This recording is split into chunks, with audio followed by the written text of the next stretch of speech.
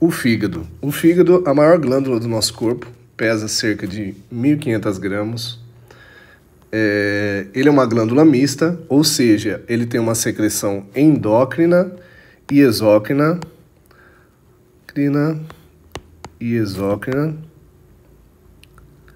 Sendo uma das suas secreções exócrinas a bilis que é produzida no fígado e armazenada na vesícula biliar. Ele, como um órgão que trabalha com funções, vai ter uma dupla vascularização, ou seja, ele vai ter uma vascularização funcional, que é a vascularização que é para ele exercer a função dele, que no caso pode ser o metabolismo de substâncias. Outra função do fígado é a produção da bilis. E o fígado, se eu não me engano, tem mais de 400 funções. Então, essa vascularização funcional é justamente para ele fazer as suas funções. Já a vascularização nutrícia do fígado é a vascularização que o fígado utiliza para se nutrir, para se manter vivo. É a vascularização que vai trazer nutrientes para o fígado se manter vivo. Essa vascularização nutrícia é muito importante. Ele é um órgão tóraco-abdominal e supramesocólico. Tóraco-abdominal quer dizer que ele está tanto na região abdominal quanto na região torácica, mas ele é um órgão abdominal, certo? Tóraco-abdominal quer dizer que ele está protegido pela caixa abdominal, pela caixa do tórax, né? Que no caso são as costelas e tal. O fígado, ele é um órgão que ele vai estar, se a gente dividir aqui o abdômen em quadrantes, ele vai estar tomando a porção do tá bem ruim isso aqui. Ele vai estar tomando a porção do hipocôndrio direito, epigastro, e às vezes ele chega uma pontinha no hipocôndrio esquerdo, que seria aqui, certo? Ok. Configuração externa do fígado. O fígado, ele é dividido em duas caras e um único borde, certo? Uma cara que é a diafragmática, que é a cara que vai estar em contato com o diafragma, certo? E uma cara visceral, que é onde vai estar as vísceras e as impressões das vísceras. As impressões é quando as vísceras encostam no órgão. Quando um órgão encosta no outro, ele fica com uma marca. Essa marca é a impressão que esse órgão vai causar. E um borde, que é o único borde do fígado, que é o borde inferior. Uma pergunta muito importante é que o fígado está recoberto por uma cápsula, uma membrana, e essa membrana que recobre o fígado é chamada de cápsula de Gleason. Bom, aqui temos de qual costela a qual costela o fígado se delimita, certo? Ele vai da sexta costela até a 10ª costela, mais ou menos. E, como eu disse, esse fígado, ele, dividindo o abdômen em quadrantes, ele vai tomar o hipocôndrio direito, o epigastro e, às vezes, o hipocôndrio esquerdo, dependendo do tamanho do fígado, da pessoa, etc. Bom, o fígado, ele possui ligamentos, e esses ligamentos são muito importantes, são meios de fixação do fígado, não os principais, mas são prolongações, na verdade, do próprio peritoneu. Então, quando a gente estuda o peritoneu do fígado, a gente vai ver que o fígado ele tem um peritoneu que, quando se junta, ele vem de um lado e ele vem do outro, certo? E ele vai se juntar justo aqui nesse meio. Essa junção aqui no meio, ele vai ser chamado de um ligamento. Esse ligamento é justamente chamado de ligamento falciforme. Isso olhando na sua vista anterior do fígado, né? Na sua cara diafragmática. A gente tem o ligamento falciforme. Esse ligamento falciforme que vai estar justamente ligando o fígado no diafragma, certo? Aqui, ó. Em continuação, o ligamento falciforme, a gente tem o ligamento redondo, que é esse que vai estar aqui embaixo. Ele é uma continuação do ligamento falciforme.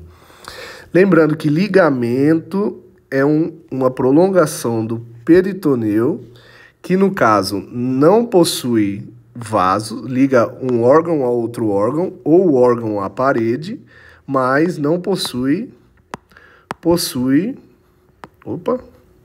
vasos e nervos, certo? Isso é um ligamento. Se possuísse vasos e nervos e ligasse um órgão a outro órgão, no caso o fígado ao diafragma, ia ser chamado de epiplom.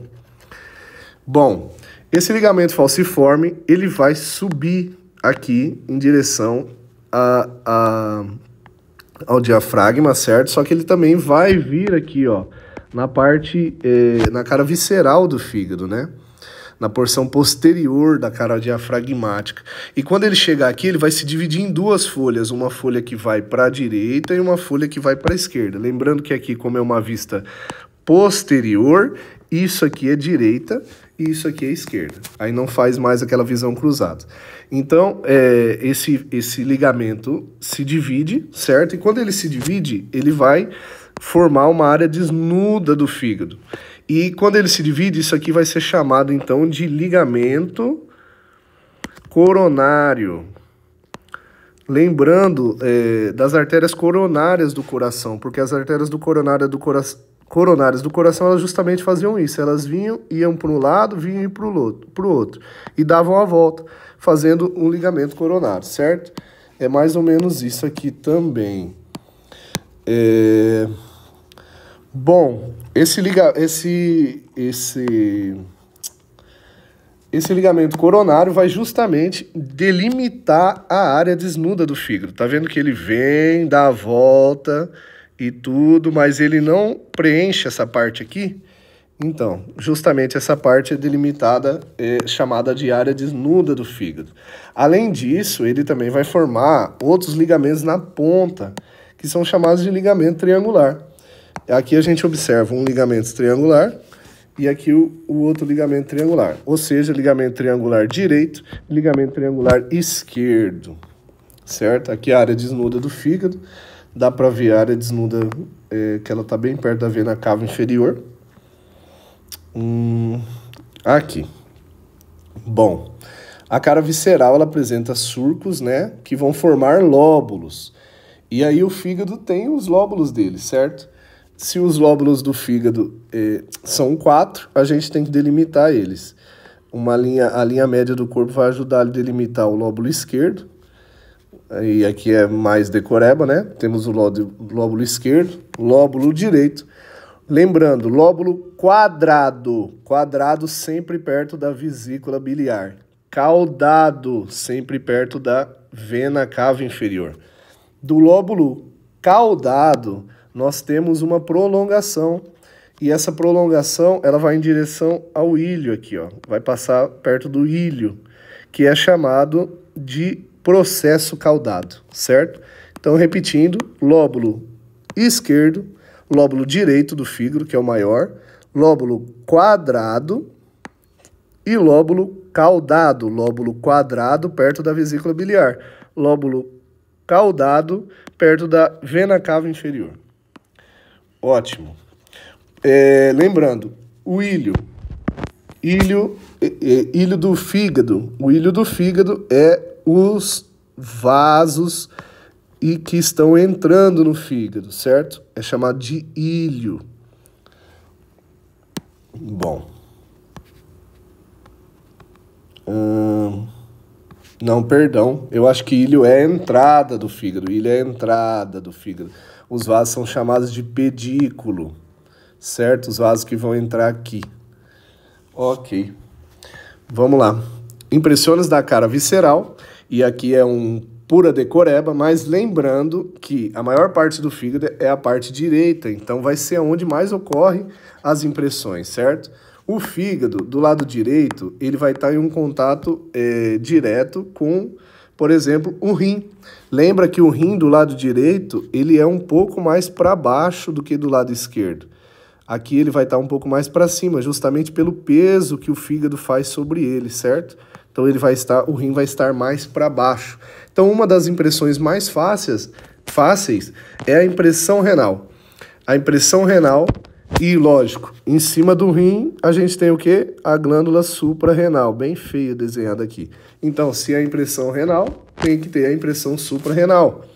Além disso, se você lembrar do estômago, do intestino delgado, ele tem uma curvatura logo aqui no seu cólon ascendente, cólon transverso, certo? E aqui tem uma curvatura.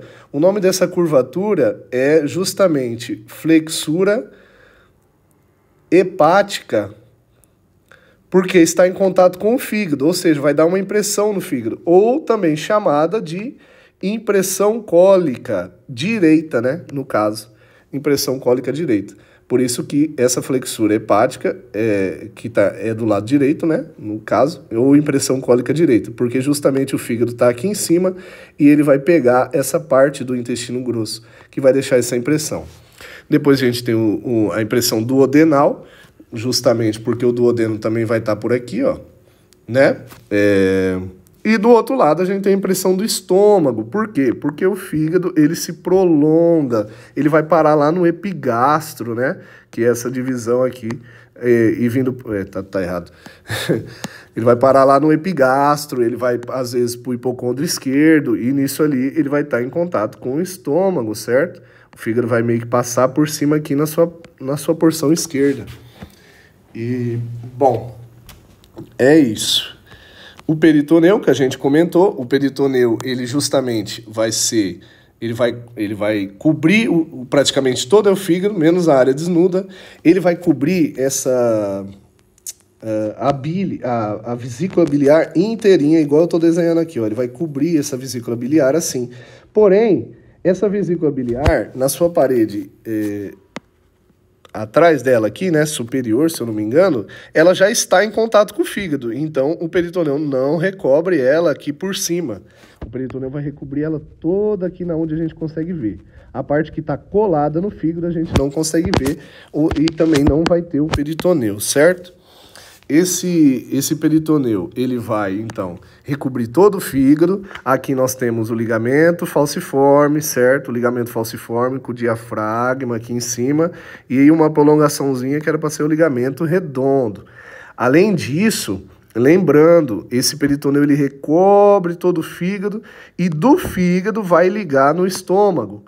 E quando ele liga um órgão com outro órgão, com a presença de vasos e nervos, a gente tem um epiplom, certo? Epiplom, no caso, epiplom menor. Por quê? Porque esse é o epiplom menor, o epiplom que liga o fígado no estômago. O epiplom maior é todo esse aqui, que vai ligar o estômago no intestino grosso.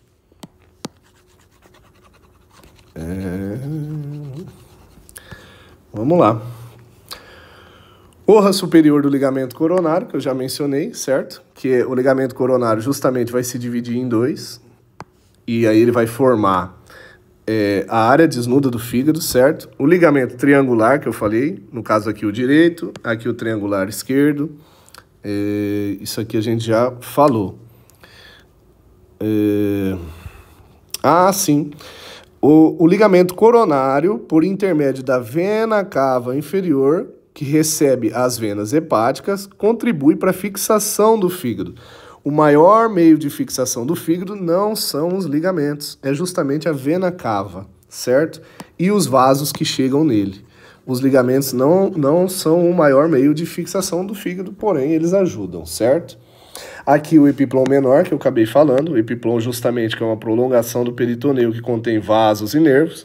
Esse epiplom, ele tem um borde livre aqui, ó, que a gente vai conseguir ver, tá vendo? E esse borde livre é chamado de ligamento hepatoduodenal, porque ele vai justamente estar ligando aqui o duodeno, tá? E ele contém a raiz hepática. Qual que é a raiz hepática? A raiz hepática é justamente a via biliar, a artéria hepática própria e a vena porta, que nós vamos chegar lá agora. Aqui. Raiz hepática, muito importante, pergunta de prova. Raiz hepática, o que é a raiz hepática? A raiz hepática é justamente os vasos que vão chegar lá no pedículo, que eu desenhei lá em cima, o pedículo do fígado, aqui, ó. Esse é o pedículo e o ilho, né? Então, esses vasos que vão chegar ali, justamente é o conduto colédoco, que é esse aqui. Opa, perdão, esse não é o colédoco. O colédoco é esse daqui. Temos que saber como se forma o colédoco, como se forma a artéria hepática própria e como se forma a vena porta. Então, agora a gente vai aprender como se forma essa via hepática, certo? Vamos lá, vamos começar primeiro com o colédoco. Como se forma o colédoco? Aqui eu tenho uma bilis, certo? E aqui eu vou ter um vaso, um conduto, né? Aqui. E aqui eu tenho... vou desenhar bem pequeno assim, só para... Aqui eu tenho o fígado, certo? Bom, ótimo.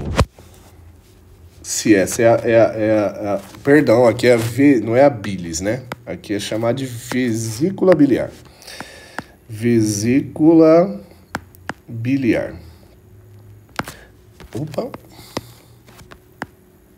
Opa. Ótimo. A vesícula biliar vai sair dela um conduto, que é esse daqui. Esse aqui é chamado de conduto... Meu Deus, por que tá apagando? Conduto cístico. Esse conduto cístico, ele vai se emendar com outro conduto, certo? Porém, antes de eu falar o nome desse conduto, eu preciso saber como ele se forma. Aqui eu tenho um conduto hepático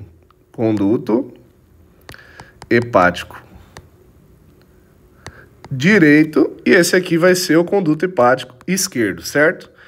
O conduto hepático esquerdo e o conduto hepático direito vão se unir, saindo do fígado e formando esse aqui. Esse conduto aqui. Esse conduto aqui é chamado de conduto hepático comum. Hepático comum. Então, o conduto hepático comum, que é esse aqui, certo? Esse aqui. Mais o conduto cístico, que é esse aqui, vão formar, ó a união deles aqui, ó. Eles vão se unir e formar esse aqui. E esse aqui é chamado de conduto colédoco. Então, pergunta de prova. Como é formado o conduto Como é formado o conduto colédoco? É formado através do conduto cístico mais conduto hepático comum, igual colédoco. Pronto, você aprendeu. A bilis vai ser produzida aqui no fígado, ela vai descer e aqui, por uma diferença de pressão, deixa eu ver se eu consigo voltar tudo isso daqui, só para te explicar um pouquinho. Vamos ver. Certo. A bilis, ela é produzida no fígado, ela vai descer aqui. Então, ela vai passar por conduto hepático direito, conduto hepático esquerdo, vai descer no conduto hepático comum. Quando ela estiver chegando no colédoco, por uma diferença de pressão, ela volta. E ela volta a subir aqui para a vesícula biliar, onde ela vai ficar armazenada. E depois, quando houver a necessidade, ela sai e passa pelo colédoco. Ok? Bom, formação... Bom, além do colédoco, a gente falou que a gente tem uma artériazinha aqui, lembra? Essa artéria é chamada de artéria hepática própria. Artéria hepática própria, que faz parte justamente da via hepática, né? Raiz hepática, perdão. Estava lembrando o nome da raiz. Raiz hepática.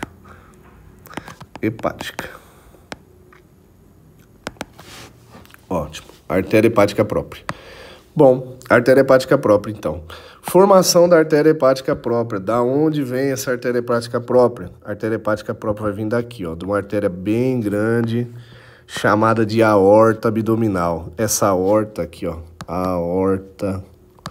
Essa aorta abdominal, ela vai dar um tronco esse tronco ele vai dar ramas. E o nome desse tronco é chamado de tronco celíaco. Ele vai dar uma rama, chamado de rama... chamado de rama hepática comum, uma rama chamada de artéria hepática comum. Essa artéria hepática comum vai dar a artéria hepática própria, e essa artéria hepática própria vai chegar no fígado através de uma artéria hepática direita, esquerda aqui, e a artéria hepática direita aqui, certo? Ótimo.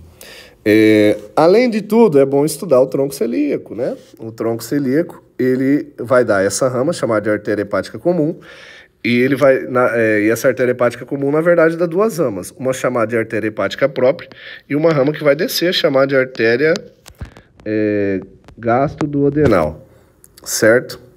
E, além de tudo, do tronco celíaco, da artéria hepática própria, sai outra rama que vai vascularizar o estômago, chamado de artéria gástrica direita, e do próprio tronco celíaco vai sair a artéria gástrica esquerda. Mas aí depois eu ensino melhor em vascularização do estômago. Basicamente você precisa aprender. Tronco celíaco produz artéria hepática comum. A artéria hepática comum vai dar a artéria hepática própria, que vai chegar no fígado através de uma artéria hepática direita e artéria hepática esquerda. E ela faz parte da raiz hepática, juntamente com a via biliar, certo? São os dois elementos da via biliar. Porém, temos mais um elemento. Esse elemento é o mais posterior. Eu vou desenhar aqui, mas ele está lá atrás, certo? Esse elemento, ele está atrás. Ou seja, pergunta de prova. Qual o elemento mais anterior e direito da raiz hepática? Anterior e direito. Anterior, direito. É a via biliar. Qual o elemento mais anterior esquerdo da raiz hepática? Anterior esquerdo. Esquerdo. É a artéria hepática própria. E qual é o elemento mais posterior da raiz hepática? Vena porta. Porta. Mais posterior. Ok? Como é formada a vena porta? Vamos lá, vou apagar aqui para mostrar como é formada a vena porta. A vena porta é muito fácil, porque ela é formada apenas por outras duas venas. Ela vai ser formada por uma vena grande, que vai vir lá de baixo, e por outra que vai vir aqui. Essa aqui vai ser chamada de vena esplênica. Vena esplênica. E essa aqui é a vena mesentérica superior. Ou seja, vena esplênica mais vena mesentérica superior é igual vena porta. Pronto, você já descobriu onde é formado, como é formado a raiz hepática inteira. A questão aqui é o seguinte, pergunta de prova. Onde ocorre a formação da vena porta? Tudo isso aqui vai estar ocorrendo atrás de órgãos, certo? Muitos órgãos vão estar aqui na frente e tal. Mas uma formação importante é essa daqui, que é a junção da vena esplênica com a vena mesentérica. Onde isso ocorre? Vou tentar desenhar. Vena esplênica porque está vindo lá do baço, certo? Não, tá errado esse desenho. Vena esplênica porque está vindo lá do baço, mas antes tem um órgão que é mais ou menos assim, que é chamado de pâncreas, certo? Esse pâncreas é dividido em processo unciforme, que é esse aqui que eu estou pintando, e um corpo e coelho, aqui é cabeça. Então, vamos lá. Processo unciforme, que eu estou pintando. Cabeça. coelho. Aqui é coelho, vou até pintar de preto porque é importante. Coelho, corpo e cola. Certo.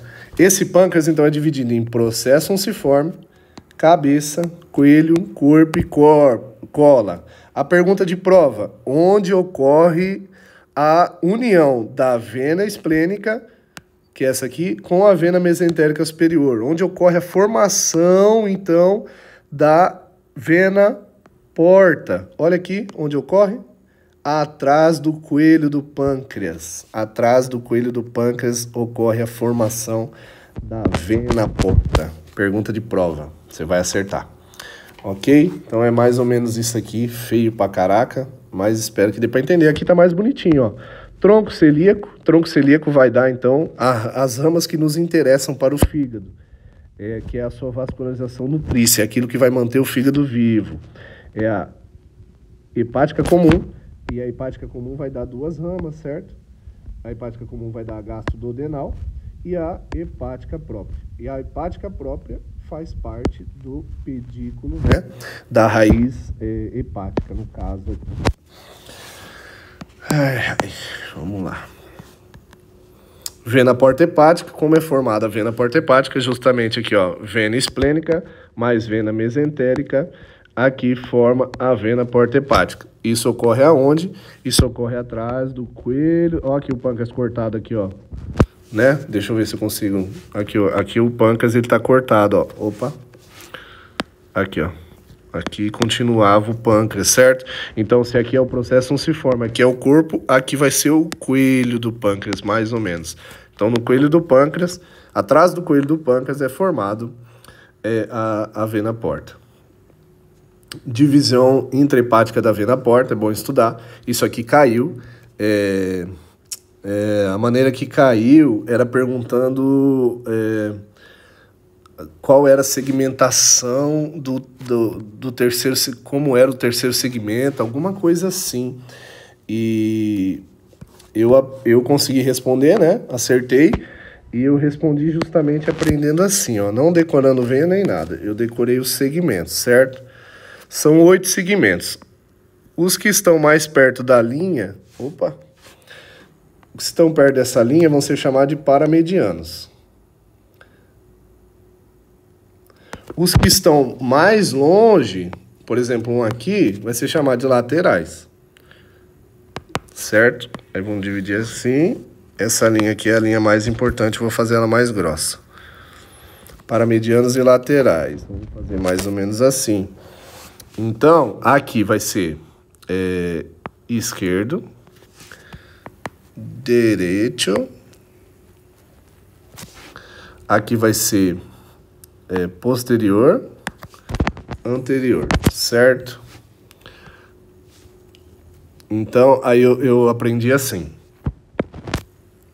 Segmento número 1, também chamado de caudado. Ele vai ser anterior e paramediano, certo? Anterior, por quê? Porque ele tá aqui, ó, nessa parede. E paramediano, porque ele tá perto dessa linha. Segmento 2, ele vai ser lateral. Perdão. É anterior, paramediano, e lembrando que passou para esse lado de cá, é esquerdo. Então, para cá é esquerdo, para cá é direito, certo? Então, vai lá. Número 1, anterior, paramediano e esquerdo. Número 2, ele vai ser lateral, porque ele está longe da linha do meio aqui. Então, ele vai ser lateral, anterior também e esquerdo. Número 3. Aí o número 3 já muda um pouco, porque passou dessa linha do meio aqui, né, que eu desenhei meio cagada, ele já é posterior. Então o número 3, que foi o que caiu na prova, ele é lateral, porque ele está mais aqui do lado, está longe daquela linha do meio. E ele vai ser lateral, posterior e esquerdo. Posterior porque ele está aqui. E aí segue a ordem aqui, ó. 4. 4 já muda, ele está perto da linha do meio aqui, ó. Então ele é paramediano, posterior, esquerdo. Aqui o 5. O 5 é a mesma coisa, perto da linha do meio, mas o que mudou? Ele foi para o lado direito. Então ele é paramediano, posterior, certo? Direito. E aí segue a ordem toda aqui. É 5, é 6, 7, 8. Pronto, desse jeito você vai conseguir bem na prova. Drenagem venosa eu não cheguei a ver, é bom ver. A inervação é dada pelo plexo hepático, certo? O plexo hepático, que ele vem do plexo celíaco. O plexo hepático ele é dividido em um plexo hepático anterior, certo? O plexo hepático anterior, que ele vai fazer o lóbulo esquerdo e o caudado, lembrando que o caudado é aquele que fica perto da vena cava inferior. E o plexo hepático posterior, ele vai fazer o lóbulo direito, que é o lóbulo maiorzão do fígado, e o quadrado, que é aquele que fica perto da vesícula biliar. E algumas ramas hepáticas no nervo vago. Se eu não me engano, o nervo vago termina por aqui, certo? Relações do fígado, muito importante. É só lembrar quem ele está perto. Isso caiu na prova. Relações do fígado da cara visceral. É só lembrar aqueles que fazem marca no fígado, ou seja, a flexura cólica, o rinhão direito, lembra? Impressão renal, aqui ó, impressão cólica, impressão renal, impressão suprarrenal, impressão duodenal. Do outro lado, do lado esquerdo, tinha o estômago, lembra? Na cara diafragmática a gente vai lembrar justamente do diafragma, certo? Nós vamos lembrar da vena cava inferior, da aorta e do esôfago, né? O nervo vago também, mas é mais difícil de lembrar. Vias biliares, as vias biliares é justamente aquilo que eu expliquei, que é a formação do colédoco, né? O conduto hepático, ou seja, o conduto hepático direito e esquerdo vão formar o conduto hepático comum, que juntando com o conduto cístico forma o conduto colédoco. Esse conduto colédoco, muito importante, ele tem uma porção chamada de radicular, certo? Que é aqui, ó, tá escrito aqui embaixo, no slide de baixo. Porção radicular, que é a porção que ele está saindo aqui, ó. Essa porção é radicular. Decorar os diâmetros, tá? Que eu acabei de ver aqui, ó. Diâmetro do colédoco, 6 milímetros. Caiu na prova. Diâmetro do cístico, 5 milímetros, se eu não me engano, certo? Então, na prova caiu assim, o conduto colédoco saudável tem até 6 milímetros. Aí você marcava como correto. Certo? Ele tem uma porção radicular, que é a porção que vai estar passando atrás do... aqui já chega a ser a primeira porção do duodeno, né? Atrás da primeira porção do duodeno. Perdão. Formando a raiz hepática. Na verdade, a porção radicular é aquela porção que vai estar passando aqui atrás do epiplon menor, ó. E depois ele vai ter uma porção... duodeno-pancreática. Essa duodeno-pancreática é essa que vai passar atrás do duodeno e ela vai entrar dentro do pâncreas. Entrando dentro do pâncreas, o colédoco que estava vindo lá de cima, certo? Quando ele entra dentro do pâncreas, ele vai se juntar com o conduto principal do pâncreas, que é chamado conduto Wirsung. E junta eles dois, e aí os dois juntos desembocam na segunda porção do duodeno. Essa segunda porção do duodeno ela é chamada de papila maior, que é justamente essa que eu estou circulando. Por quê? Porque tem o lugar que ela vai desembocar na segunda porção do duodeno é chamado de papila maior. Por que papila maior? Porque existe a menor. Então, ele tem um lugar específico, que é aqui, na papila maior. Então, voltando. Porção radicular, porção duodeno-pancreática e porção terminal. Porção radicular é aquela porção que está passando no epiplon menor, essa aqui. Colédoco vem, sai da bilis, né? Junção, papapá, desce. Aí ele vai ter uma porção duodeno-pancreática, que ele passa atrás do duodeno e entra dentro do pâncreas. Entrando dentro do pâncreas aqui, ele vai se juntar com o conduto de Wirsung e vai desembocar na papila maior da segunda porção do duodeno. Aí ele já é a porção terminal, né? Que é a porção que está dentro do pâncreas. Aqui o colédoco. É esse mesmo que vai fazer tudo isso. Lembrando que nessa papila maior, ele tem do duodeno, certo? Da segunda porção do duodeno, a papila maior, que é onde vai entrar o colédoco mais o conduto de Wilson, né? Ele tem músculos, e esses músculos vão formar um esfíncter chamado esfíncter de Oddi. Justamente aqui, ó. Aqui o conduto de Wilson, aqui o colédoco. Eles vão entrar por esse lugar aqui, que aqui já é o duodeno, certo? E aí eles vão passar por esse conduto. Triângulo cisto-hepático de Calote. Esse é muito importante. Aqui, ó. Triângulo cisto-hepático de Calote. É esse triângulo que forma aqui. Isso caiu na prova. Eu vou desenhar rapidão o triângulo cisto-hepático de Calote. Como é formado o triângulo cisto-hepático de Calote? Bom, aqui nós temos a vesícula biliar. Aqui a gente tem a artéria cística, conduto cístico. Conduto cístico. A gente vai ter, conduto cístico, conduto hepático comum, aqui, lembra? Conduto hepático comum e aqui embaixo o colédoco, certo? E tá vendo que aqui forma um triângulo certinho? Um triângulo certinho. Por quê? Porque aqui em cima, a parede superior é o fígado. Então, como é formado o conduto cisto-hepático? À direita, pelo conduto cístico. À esquerda, pelo conduto hepático comum. E, superiormente, sua parede superior, o fígado. E qual que é o conteúdo? O conteúdo é o seguinte, aqui vem uma artéria, lembra? A artéria é chamada de artéria hepática própria. Essa artéria hepática própria, quando ela vem aqui, ela dá uma rama. E essa rama passa aqui e vem aqui, ó. Tá vendo? Essa rama é chamada de artéria cística. Essa artéria cística que vai justamente vascularizar o conduto cístico. Então, qual que é o conteúdo do triângulo cisto-hepático? É justamente essa artéria cística que vai estar dentro desse triângulo. Aquela aqui, ó. Artéria cística que veio da onde? Veio da hepática própria. Vamos lá. Vesícula biliar, importante. Fundo, corpo, coelho, diâmetro, né, ancho. Ancho da vesícula, 3 a 4 centímetros, longitude 8 a 10. Mas o importante mesmo é o conduto cístico, que é de 3 a 5 milímetros, como eu falei, que é o tamanho saudável dele, né? A artéria cística, que justamente eu te falei, vai fazer parte do triângulo, certo? É o conteúdo do triângulo, ela vem da onde? Ela vem da hepática própria, ou mais especificamente da hepática direita, certo?